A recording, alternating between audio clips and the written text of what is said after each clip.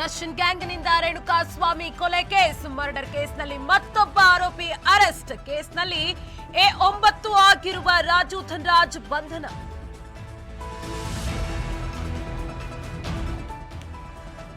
ರಾಜ್ಯ ಸರ್ಕಾರದಿಂದ petrol diesel ದರ ಏರಿಕೆಗೆ ಬಿಜೆಪಿ ಆಕ್ರೋಶ. ಇಂದು ರಾಜ್ಯ ಸರ್ಕಾರದ ವಿರುದ್ಧ ಬಿಜೆಪಿ ಪ್ರತಿಭಟನೆ.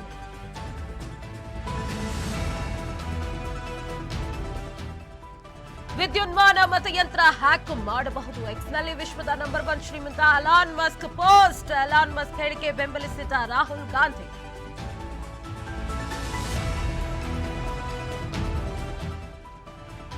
ಈಜಲು ಹೋಗಿ ಬಾಲಕ ನೀರು ಪಾಲು. ಕೆರೆಯಲ್ಲಿ ತೇಲಿ ಬಂದ ಬಾಲಕನ ಮೃತದೇಹ. ಅತ್ತಿಬೆಲೆ ಸಮೀಪದ ಬಳ್ಳೂರು ಕೆರೆಯಲ್ಲಿ ಘಟನೆ.